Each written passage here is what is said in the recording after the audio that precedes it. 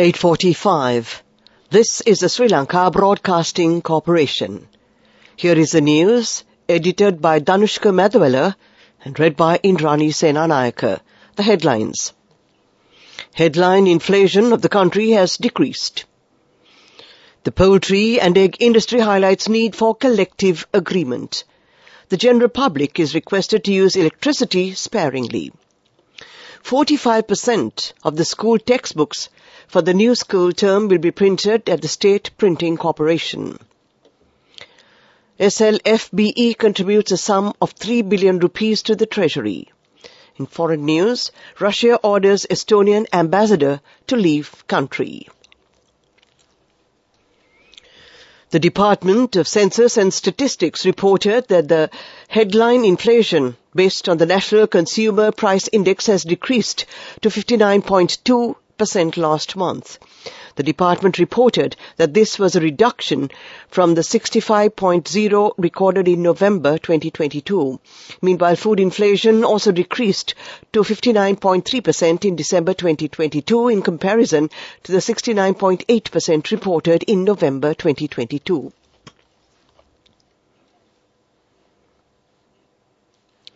The need for all parties to come to a collective agreement for the advancement of the poultry and egg production industry has been emphasized.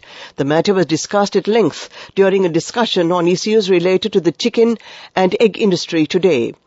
This meeting was chaired by Senior Advisor to the President on Food Security, Dr. Suren Batagoda, at the President's Media Centre this morning. The shortage of animal food, rising prices of raw materials, fuel crisis, transport issues, foreign exchange issues for importing animal feed, and the available solutions to address these concerns were focused on during the discussion. Those involved in the poultry and egg production industry and officials of related line institutions participated in the meeting. The willingness to reach a collective agreement for the advancement of the poultry and egg industry was a special feature of the discussion, while the intervention made by the President's Office for the security of the industry was also appreciated. Agriculture Ministry Secretary Gunadasa Samarasinghe, Trade, Commerce and Food Security Ministry Secretary AMPMB Atapattu and officials of line institutions were present at this discussion. Chairman of the Public Utilities Commission of Sri Lanka, Janaka Ratnayaka, issuing a statement, said power cuts will not be enforced during examination hours. The PUCSL said it has launched a program to manage the demand for electricity and ensure a continuous supply until the 17th of February. According to this program, the PUCSL hopes to save 350 megawatts between 6 p.m. and 10 p.m. The chairman therefore requested the public, state institutions and the private sector to use electricity sparingly. The PUCSL urged the public to minimize power usage by 50% between 6 p.m. and 9 p.m. at homes and requested private institutions to minimize usage between 6 p.m. and 10 p.m., including by switching off lit-up billboards, name boards and lights inside buildings. The PUCSL also requested that local government bodies and other institutions that maintain street lights switch off street lights between 6 p.m. and 10 p.m. and for individuals and companies that possess generators to switch to generators between 7 p.m. and 10 p.m. This news comes to you from the Sri Lanka Broadcasting Corporation. We continue with local news. The Education Ministry says that printing 45% of the school textbooks for the new school term of 2023 has been assigned to the State Printing Corporation. Cabinet approval has been granted to assign printing of the rest to 22 qualified private printing presses. The State Printing Corporation has already received the first stock of papers obtained from the Indian Credit Line. The textbooks already printed by the private printing presses have been handed over to the Ministry of Education. The Sri Lanka Bureau of Foreign Employment today contributed a sum of 3 billion rupees to the Treasury. The money was handed over by Minister of Labour and Foreign Employment Manusha Nanayakara. Minister Nanayakara said the 3 billion rupees was from the surplus made last year by the Bureau. The minister said the funds will be utilized to fund fuel requirements, medicinal requirements and samurdhi payments. Minister Nanayakara added that 100 million rupees will be handed over to the Maharagama Cancer Hospital, while 500 million rupees will be contributed for local medicinal purposes. He noted that the Sri Lanka Foreign Employment Bureau has contributed only 3.8 billion rupees in its history, while this is the single largest contribution ever made. That ends the local segment of news. The main news story is brought to you by Siddhalepa Vedamahatmya. The Ministry of Finance has announced the tentative days for the payment of the monthly salaries of state employees. State Minister of Finance Ranjit Singh Balapitiya said that the monthly salaries of non-executive grade state employees will be paid on the 25th of January 2023. The State Minister further said that the monthly salaries of executive grade state employees will be paid on the same day or the following day, 26th of January 2023. Last week, the government announced that it had decided to delay the salaries of certain state sector employees by a few days due to the current financial situation in Sri Lanka. The measure has been taken as the government's new income plan for the year 2023 has been implemented and will require a certain period of time to accumulate the expected income. Thereby, a proposal put forward by President Ranil Wickremesinghe in his capacity as the Minister of Finance to manage the government's expenditure in accordance with the plans of the Treasury received cabinet approval, delaying salary payments of state employees. The main news story was brought to you by Siddhalepa Vedamahatmya. Brush your teeth twice a day for healthy teeth and gums. Supiriviki and Kakulu, your trusted brands in oral care for many years. Supiriviki Ayurvedic toothpaste for adults. Kakulu Ayurvedic toothpaste for kids. 9 Ayurvedic ingredients of Supiriviki will protect your teeth and strengthen your gums. Supiriviki and Kakulu, products from Siddhalepa. The Public Utilities Commission has reduced the power cut duration to 2 hours from tomorrow.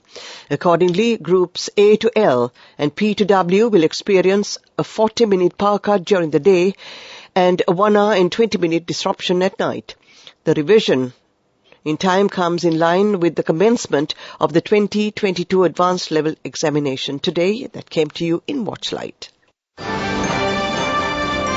Coming up, World News.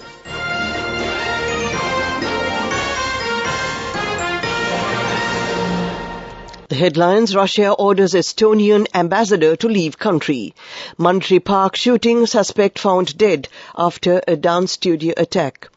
Japan PM says country on the brink over falling birth rate.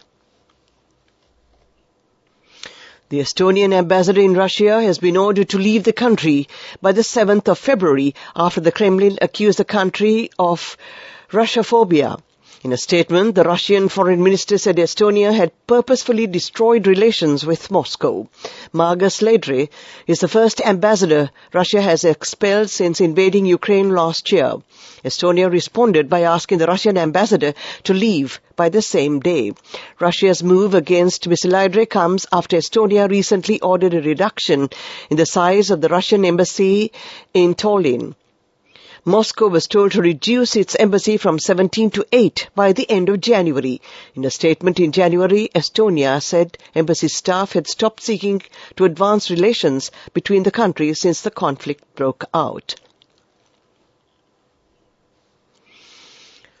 California police have identified the gunman suspected of killing 10 people in a ballroom dance studio near Los Angeles as Ho Can Tran, aged 72, was later found dead in a white van. He had a self-inflicted gunshot wound and was declared dead at the scene. LA County Sheriff Robert Luna said celebrations for Lunar New Year had been underway in Monterey Park, known for its large Asian population. Police do not yet know the motive. Another 10 people were wounded in the shooting and 7 are still in hospital, some in a critical condition, the sheriff said at the news conference on Sunday. afternoon in Monterey Park. He added that the 10 people who died were still being identified, but they seem to be in their 50s and 60s, and some people older. Japan's Prime Minister says his country is on the brink of not being able to function as a society because of its falling birth rate. Fumio Kishida said it was a case of now or never. Japan, population 125 million, is estimated to have fewer than 800,000 births last year. In the 1970s, that figure was more than 2 million. Birth rates are slowing in many countries, including Japan's neighbors. But the issue is particularly acute in Japan, as life expectancy has risen in recent decades, meaning there are a growing number of older people and a declining number of workers to support them. Japan has now the world's second highest proportion of people aged 65 and over, about 28%, after the tiny state of Monaco, according to World Bank data. To end this bulletin of world news, the headlines again. Russia orders Estonian ambassador to leave country. Monterey Park shooting, suspect found dead after dance studio attack. And Japan PM says country on the brink of a falling birth rate. That ends this bulletin of world news. Development news.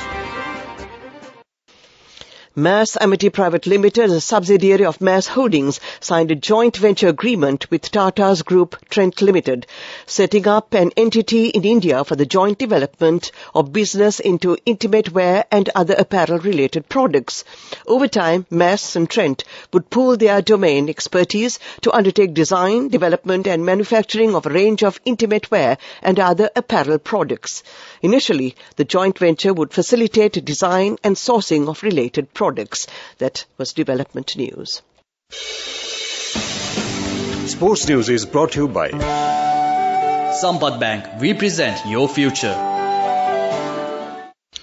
The demerit point given to the Rawalpindi pitch used in England's thrilling first test win over Pakistan in December has been rescinded.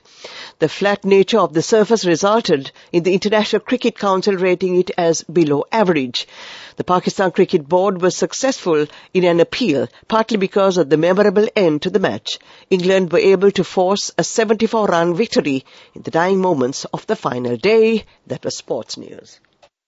Go ekaktiana youth kat life ke change kat niyamata setna aswahagena dagpuhina habe karana youth kat niyamata setna friendship ekamenna. The all new NSB Ithru account, NSB IAM, a plan for your dream. Business news sponsored by National Savings Bank, the safest place for your money. The Unite Union says the UK steel industry, which supports thousands of jobs, is a whisker away from collapse. It has written a letter to Business Secretary Grant Shapps seeking an urgent meeting to push for more support.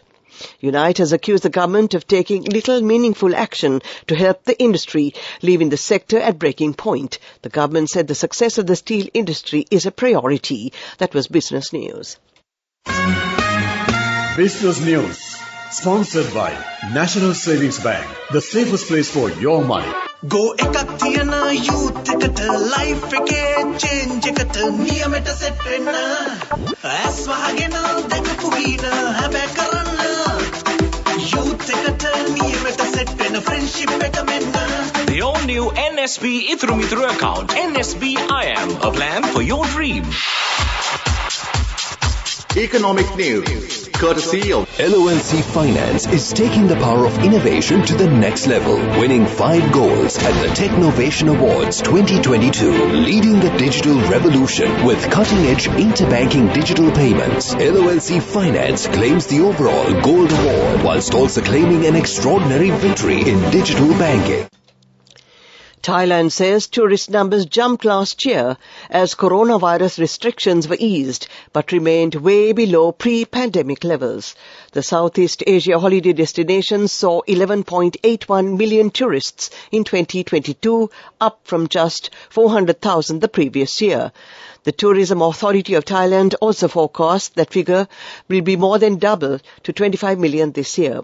However, those figures are still much lower than the record 39.8 million tourists Thailand saw in 2019. That was Economic News.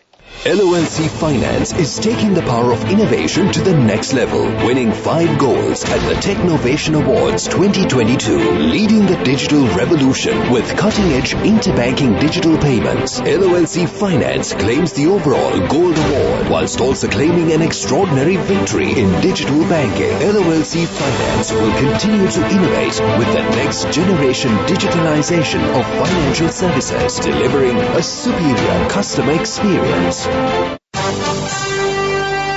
Weather report. And finally, we take a look at the weather report. Showers or thunder showers will occur at times in the eastern Uva and north-central provinces and in the Hambantota district. Fairly heavy showers above 75 millimeters are likely at some places. Showers or thunder showers may occur at several places elsewhere over the island during the afternoon or at night. To end tonight's news broadcast,